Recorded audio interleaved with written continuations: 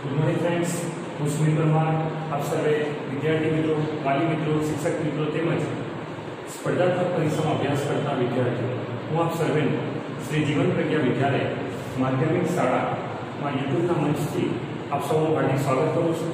તો મિત્રો, ધોરણ 10 એટલે કોઈપણ વિદ્યાર્થીના જીવનનું સૌથી મહત્વનું વર્ષ કહી શકાય તો ધોરણ 10 અને ધોરણ 12। ધોરણ 10માં મિત્રો ગણિત વિષય, તેની શરૂઆત આપણે પ્રકરણ 1 વાસ્તવિક સંખ્યાઓથી કરીશું, જેનો ખ્યાલ તમે અગાઉના ધોરણમાં એટલે કે ધોરણ 9 ધોરણ 8માં મેળવી ચૂક્યા છો। અને મિત્રો, આમાં પ્રથમ આપણે જે છે કે યુક્લિડનું ભાગાકારનું પૂર્વ પ્રમેય તેનાથી શરૂઆત કરવાની છે। મિત્રો, ધોરણ 10 તેના તમામ પ્રકરણ છે ખૂબ જ ઈઝી છે, ખૂબ જ સરળતાથી તમે સમજી શકો છો, પણ પ્રકરણ 1 જે છે વાસ્તવિક સંખ્યાઓ તેમાં યુક્લિડનું ભાગાકારનું પૂર્વ પ્રમેય તે થોડો પેચીદો દાખલો છે, પેચીદા તેના પ્રશ્નો આવશે, તેને આપણે સમજવાનું નથી। ફક્ત આમાંથી તમારે કઈ વસ્તુ યાદ રાખવાની છે તે હું તમને જણાવી દઈશ। તેમજ પ્રકરણ 1 માં વાસ્તવિક સંખ્યાઓમાંથી તમને 4 માર્ક્સો પૂછાય છે, જેમાંથી 2 માર્ક્સના 2 દાખલા પૂછાય છે। તો કયા પ્રશ્નો તમે સરળતાથી સોલ્વ કરી શકો છો તે જોઈશું આપણે, અને કયા પ્રશ્નો તમારે થોડી તકલીફથી સોલ્વ થશે પણ આવડી તો જશે। જે હોશિયાર વિદ્યાર્થી છે તેમને તમામ દાખલા આવડવા જ જોઈએ। તો મિત્રો, ચાલો શરૂ કરીએ। યુક્લિડનું ભાગાકારનું પૂર્વ પ્રમેય, યુક્લિડનું ભાગાકારનું પૂર્વ પ્રમેય શું કહે છે કે આપેલ ધન પૂર્ણાંક a અને b ને સંગત a bq r, આપેલ ધન પૂર્ણાંકો, અહીંયા મિત્રો ખાસ યાદ રાખો કે ધન પૂર્ણાંકો માટે જે છે તે યુક્લિડનું ભાગાકારનું પૂર્વ પ્રમેય છે। આપેલ ધન પૂર્ણાંકો a અને b ને સંગત a bq r, જ્યાં r ની કિંમત જે છે મિત્રો તે 0 જેટલી અથવા 0 થી વધારે પણ b થી ઓછી હશે। ખબર છે તમને, અત્યારે નહીં સમજાયું હોય, તમને આગળ શીખવાડું છું તમને, નું સમાધાન કરે તેવી પૂર્ણ સંખ્યાઓ પૂર્ણ સંખ્યાઓ q છે મિત્રો, q અને r નું અસ્તિત્વ છે। તો મિત્રો, તમને ઉદાહરણથી શીખવાડીશું, તમને વધારે ખ્યાલ આવશે। જેમ કે આપણે સંખ્યા લઈએ 9/2। હવે ઘણા મિત્રોને હજી સુધી એ પણ ખ્યાલ આવ્યો કે ભાજ્ય કોને કહેવાય, ભાજક કોને કહેવાય, ભાગફળ કોને કહેવાય, શેષનો ખ્યાલ તો આપ સૌને હશે। તો મિત્રો, a જે છે એ શું છે? ભાજ્ય છે, અને b જે છે એ ભાજક છે, q ભાગફળ છે, અને r જે છે તે શેષ છે। શેષનો ખ્યાલ આપ સૌને છે। તો મિત્રો, 2 ને કેટલા વડે ગુણો તો 9 થી ઓછી સંખ્યા આવી શકે, નજીકમાં નજીક, તો 2 × 8, ઠીક છે, 9 માંથી 8 જશે ને તો 1 રહેશે। તો અહીંયા 9 જે છે તે મુખ્ય સંખ્યા છે, એટલે કે a। 9 શું છે મિત્રો? મુખ્ય સંખ્યા છે a। તેમજ a 1 જે છે r છે, રિમાઇન્ડર એટલે કે શેષ। તેમજ 2 અને 4 એ શું રહેશે? તો અહીંયા 2 જે છે મિત્રો તે b છે, બરાબર છે, ભાજક, આ તરફ જે હશે તે ભાજક હશે। તેમજ ઉપર જે છે 4 તે છે q। હવે તમને ખ્યાલ આવી ગયો છે કે આપેલ ધન પૂર્ણાંકો a અને b માટે a અહીંયા કેટલા છે? 9 અને b છે 2। આપેલ ધન પૂર્ણાંકો a અને b માટે ને સંગત a બરાબર bq + r, a એટલે કે 9 છે, 9 બરાબર bq, b છે 2, q છે 4, એટલે કે 9 બરાબર 2, એ ઉપર લખી દઉં છું bq + r। a ની કિંમત મિત્રો 9, b ની કિંમત છે 2, q ની કિંમત છે 4 × 4 વત્તા r ની કિંમત છે 1, એટલે કે 2 × 4 8 અને 8 ને 9, બરાબર। ડાબા બરાબર જવાબ થઈ જાય છે, ડાબી બાજુ બરાબર જમણી બાજુ। એટલે તમને ખ્યાલ આવી ગયો હશે કે આ જે છે યુક્લિડનું ભાગાકારનું પૂર્વ પ્રમેય થોડું અઘરું છે, પણ જેમ જેમ આપણે દાખલા સોલ્વ કરશું તેમ આ કોન્સેપ્ટ જે છે તે આપણો વધારે મજબૂત થતો જશે।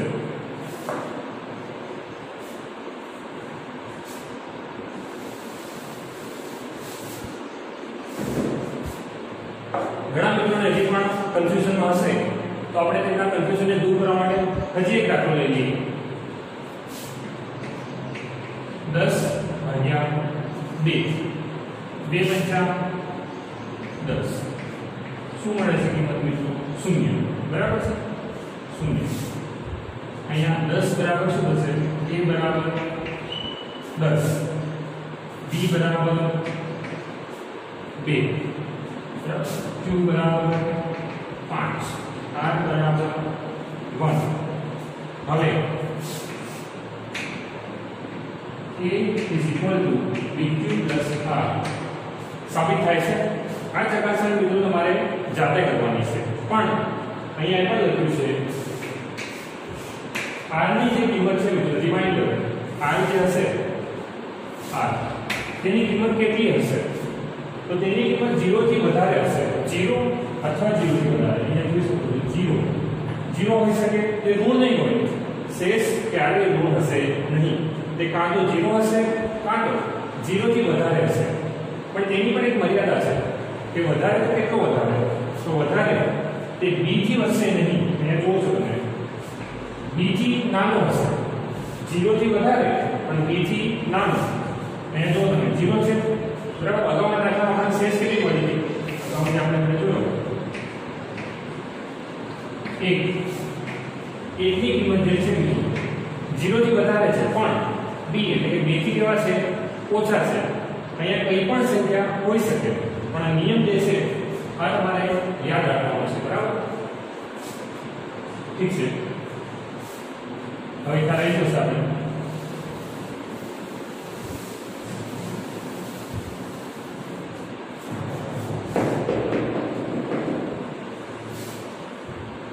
હવે વાસ્તવિક સંખ્યાઓ, તેનો ખ્યાલ તમે અગાઉ મેળવી ચૂક્યા છો, પણ ફરી એકવાર તમને ક્વિક રિકેપ એટલે કે રિવિઝન કરાવી દો, જેથી તમને થોડું વધારે ખબર પડશે. સૌથી પહેલા તો સંખ્યાઓના પ્રકાર. પ્રાકૃતિક સંખ્યાઓ, જેની ચર્ચા ધોરણ 8 અને ધોરણ 9 ના વિડીયો અમે મૂક્યા છે તેમાં કરેલી છે, તમે જોઈ લેજો. પૂર્ણાંક સંખ્યાઓ વિશે આપણે શીખી ગયા છે. ત્યારબાદ સમય સંખ્યા અને અસમય સંખ્યા.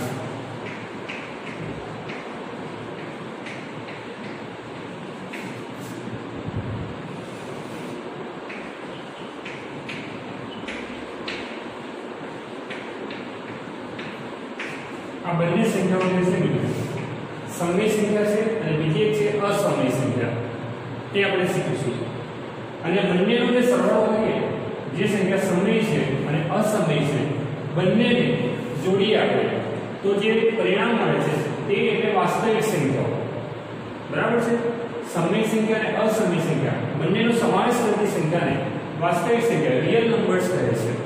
તો મિત્રો જોઈએ, સમય સંખ્યા ધોરણોમાં શીખી ગયા, જેને હંમેશા p/q સ્વરૂપમાં દર્શાવી શકાય છે. p જે છે તે પૂર્ણાંક છે અને q જે છે તેની કિંમત કદીય શૂન્ય ના હોઈ શકે, એટલે કે શૂન્યેતર પૂર્ણાંક હશે.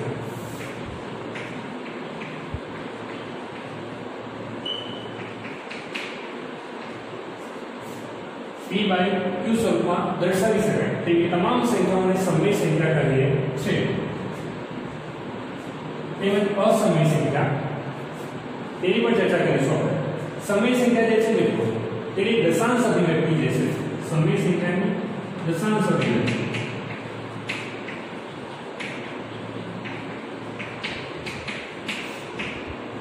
દશાંશ અભિવ્યક્તિ કેવી હશે? તો બે પ્રકારે તેને દર્શાવી શકાય છે. કાં તો તે શાંત હશે, કાં તો તે અનંત આવૃત હશે. બરાબર છે? દશાંશ અભિવ્યક્તિ કેવી હશે મિત્રો? કાં તો તે શાંત હશે અથવા તો અનંત આવૃત હશે. નહીં સમજાયું? ઉદાહરણ આપીએ. શાંત એટલે કે 1/2. p/q સ્વરૂપ થઈ ગયું મિત્રો. શાંત શા માટે છે? 1/2 બરાબર 0.5 લખી શકાય. તો હા, 0.5 લખી શકાય છે. એટલે કે તે સમય સંખ્યાની દશાંશ અભિવ્યક્તિ કેવી થઈ ગઈ? શાંત થઈ. તેવી જ રીતે સમય સંખ્યાની અનંત આવૃત તે શેમાં થશે? જોઈ લઈએ. 1/3. 1/3 એટલે તમને ભાગાકાર આવડતા હશે તે માની લઈએ તો તેને 0.333 અનંત સુધી 0.33 બરાબર છે તે મળતા જશે. એટલે કે તે કેવી થઈ ગઈ? અનંત આવૃત આવું થઈ ગયું છે બરાબર છે રિપીટ થયા કરે છે જેને ટૂંકમાં 0.312 આવી રીતે દર્શાવી શકાય આ થઈ ગઈ વાત મિત્રો સમય સંખ્યાઓની હવે ચર્ચા કરીએ અસમય સંખ્યા તો નામ પરથી ખબર પડી તમને કે જે સંખ્યા સમય ના હોય તે સંખ્યાને અસમય સંખ્યા કહે છે અથવા તો એમ કહી શકાય કે જે સંખ્યાઓને p/q સ્વરૂપમાં દર્શાવી ન શકાય તેવી સંખ્યાઓને કેવી સંખ્યા કહેવાશે અસમય સંખ્યાઓ અસમય સંખ્યાની વાત કરીએ મિત્રો તો તેમાં જે અવિભાજ્ય સંખ્યાઓના વર્ગમૂળ આવે ને તે અસમય સંખ્યાઓમાં આવશે જેમ છે 2 જે છે મિત્રો તે કેવી સંખ્યા છે અવિભાજ્ય છે તેનું વર્ગમૂળ લઈશું આપણે તો તે કેવું મળશે અસમય સંખ્યા મળશે બરાબર છે એની કિંમત કેટલી હશે 1.41 પછી સંખ્યાઓ બદલાયા કરશે એકની એક સંખ્યા વારાફરતી નહીં આવે જેમ કે અહીંયા તમે જોવો છો 3 3 3 રિપીટ થાય છે અહીંયા સંખ્યા રિપીટ નહીં થાય બરાબર છે વર્ગમૂળમાં 2 છે ત્યારબાદ વર્ગમૂળમાં 3 છે 1.73 ની આસપાસ કંઈક કિંમત આવે છે બરાબર પછી સંખ્યા રિપીટ નહીં થશે એટલે કે અલગ અલગ આંકડાઓ આવશે વર્ગમૂળમાં 5 છે વર્ગમૂળમાં 7 છે વર્ગમૂળમાં 11 છે 13 છે વર્ગમૂળમાં 17 છે આ તમામ સંખ્યાઓનો સમાવેશ અસમય સંખ્યાઓમાં કરી શકાય છે કેમ કે તેને p/q સ્વરૂપમાં દર્શાવી ન શકાય ઠીક છે મિત્રો આની સિવાય એક તમે સંખ્યા ભણી ગયા છો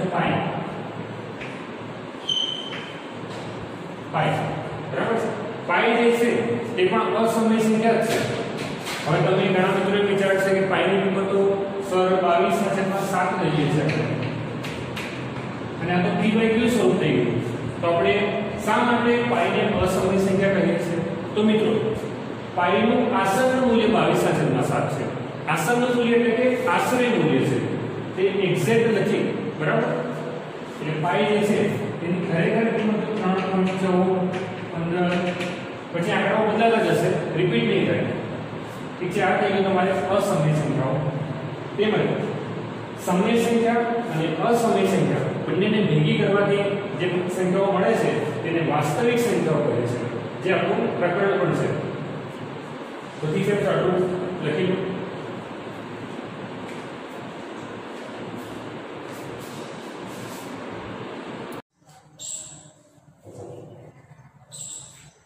હવે મિત્રો યુક્લિડનો ભાગાકારનો પૂર્વ પ્રમેય સમજ્યા બાદ હવે આપણે પ્રસ્તુત પ્રકરણમાં કઈ રીતના પ્રશ્નો પૂછી શકાય ધોરણ 10 ને ધ્યાનમાં રાખીને કયા પ્રકારના પ્રશ્નો પૂછાયા છે તેના આધારે કેટલુંક વર્ગીકરણ અથવા વિશ્લેષણ કર્યું છે જે તમને ક્રમશઃ સમજાવું છું કઈ રીતના પ્રશ્નો પૂછાશે તો મિત્રો અવિભાજ્ય અવયવની રીતે ગુસા અને લસા શોધો આ દાખલા તમને પૂછાશે આ પ્રકરણમાંથી તેમજ યુક્લિડની ભાગ પ્રવિધિનો ઉપયોગ કરી ગુસા શોધવાનો છે બરાબર યુક્લિડની ભાગ પ્રવિધિ જે આપણે શીખી ગયા તેનો ઉપયોગ કરીને શું શોધવાનું છે ગુસા HCF હાઈએસ્ટ કોમન ફેક્ટર ગુસા AB ગુણ્યા લસા AB બરાબર AB મિત્રો આ સૂત્ર તમારે ગોખી જ લેવાનું છે યાદ રાખી જ લેજો પરીક્ષામાં આવા પ્રશ્નો પૂછાય અને જો તમને ના આવડે તો તે ખરેખર મૂર્ખામી ગણાશે કેમ કે ખૂબ જ ઈઝી અને ખૂબ જ સરળ દાખલા છે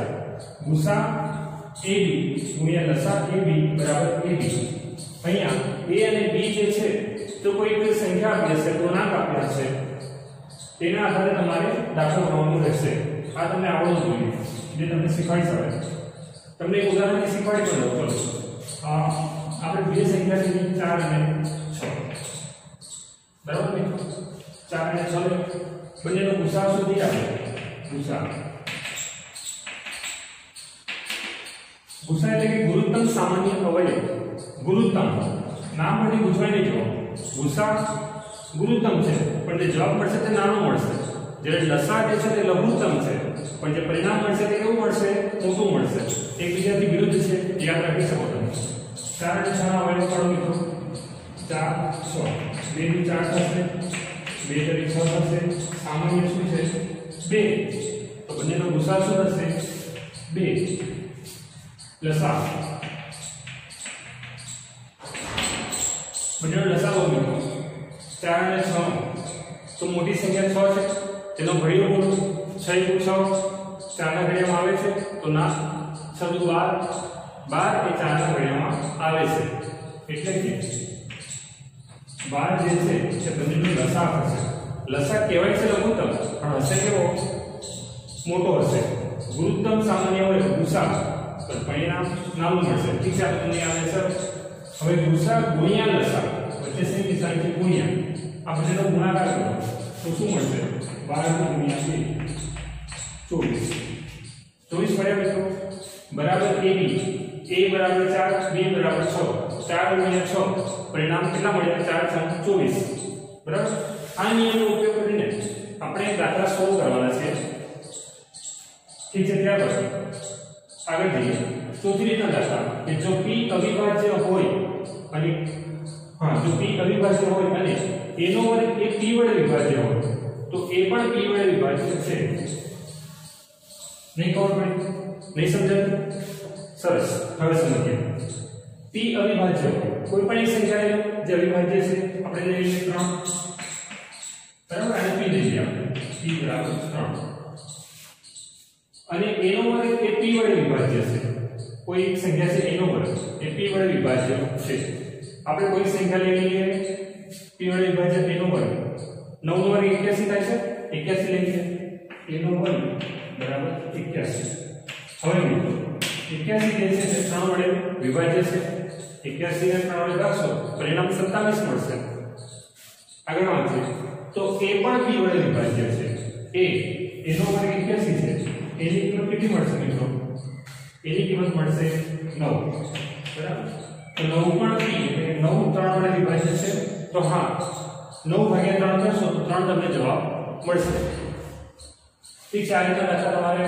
ગણવાના છે હવે આગળ કોઈ પણ અવિભાજ્ય સંખ્યાનું વર્ગમૂળ અસમય સંખ્યા છે જે અત્યારે જ તમને મેં શીખવાડ્યું કે વર્ગમૂળમાં 2 વર્ગમૂળમાં 3 2 છે 3 છે 5 છે 29 આ બધી કેવી સંખ્યાઓ છે તો તમામ સંખ્યાઓ જે છે તે અવિભાજ્ય છે ઠીક છે તેનું વર્ગમૂળ કાઢશો તમે તો તમને કેવી સંખ્યા મળશે અસમય સંખ્યા મળશે તેમજ અસમય સંખ્યા એટલે કેવી સંખ્યા અત્યારે તમે શીખી કે અસમય સંખ્યા એટલે જે સંખ્યાને p/q સ્વરૂપમાં દર્શાવી ન શકાય તેવી સંખ્યાને અસમય સંખ્યા કહે છે ત્યારબાદ જો કોઈ અપૂર્ણાંકો છે 2 ની m ઘાત અને 5 ની m ઘાત સ્વરૂપમાં અવયવ પાડી શકાય તો સંખ્યાનું દશાંશ નિરૂપણ શાંત છે તેમ કહેવાશે કઈ રીતે દેખાડું તમને મિત્રો જો કોઈ અપૂર્ણાંકો છે આપણે લઈએ 20/10 બરાબર અપૂર્ણાંક છે અથવા આમાં તમને ના સમજાય તો બીજી રીત તમને દેખાડી 20/50 ઠીક છે તો 20 છે મિત્રો 50 2 અને 5 એવા અવયવ પાડવાના છે 50 નો અવયવ શું થશે મિત્રો તો 2 50 10 50 બરાબર હવે તમને આવડવું જોઈએ ધોરણ 10 માં તમે આવી ગયા છો એટલે થોડું આટલું આવડવું જોઈએ 2 5 5 એટલે આપણે કહી શકીએ કે 20/5 નો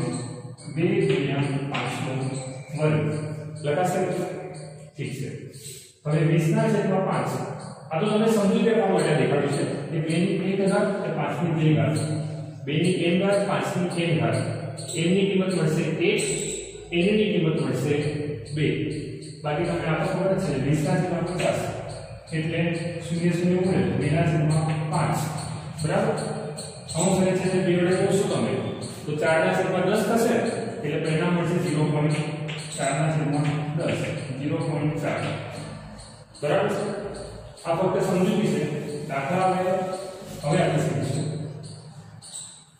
તો કેવું પરિણામ મળ્યું મિત્રો 20/50 બરાબર 0.4 મળે છે તો આ કેવી સંખ્યા થઈ ગઈ શાંત થઈ ગઈ કહેવાય બરાબર છે કેવી સંખ્યા કહેવાય એનું દશાંશ નિરૂપણ શાંત છે તે અનંત સુધી જતું નથી તેમજ આગળ વ્યાખ્યા થોડી બદલાય છે કે જો કોઈ અપૂર્ણાંકો છે 2m 5m સ્વરૂપમાં અવયવ પાડી ન શકાય ખાસ શબ્દ યાદ રાખજો ન શકાય તો તે સંખ્યાનું દશાંશ નિરૂપણ મિત્રો કેવું હશે અનંત અને આવૃત હશે ઉદાહરણ આપી દઈએ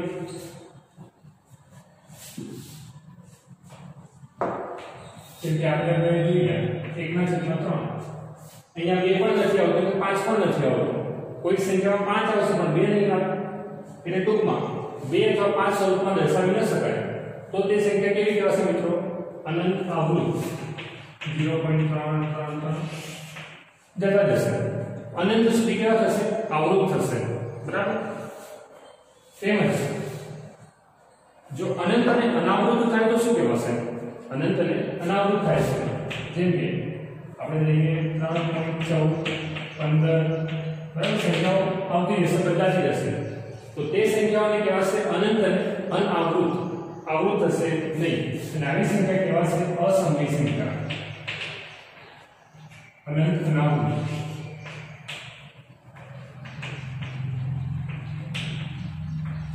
આ પાઈની કિંમત છે ઠીક છે મિત્રો ત્યારબાદ સમય સંખ્યા અને અસમય સંખ્યા વિશે આપણે ચર્ચા કરી ગયા છે p/q સ્વરૂપમાં દર્શાવી શકાય p પૂર્ણાંક હશે q શૂન્યેતર પૂર્ણાંક હશે શૂન્ય સિવાયની સંખ્યા હશે તેમજ અસમય સંખ્યા તો જે સંખ્યાને p/q સ્વરૂપમાં દર્શાવી ન શકાય તેવી સંખ્યાઓને અસમય સંખ્યા કહે છે અને કોઈ પણ સંખ્યા અવિભાજ્ય સંખ્યા હશે તેનું આપણે જો વર્ગમૂળ કાઢીશું મિત્રો તો તે અસમય સંખ્યા થશે જે અનંત અનાવૃત હોય છે ઠીક છે મિત્રો આટલા મુદ્દા આપણે ભણવાના છીએ બરાબર તો આટલું લખી લો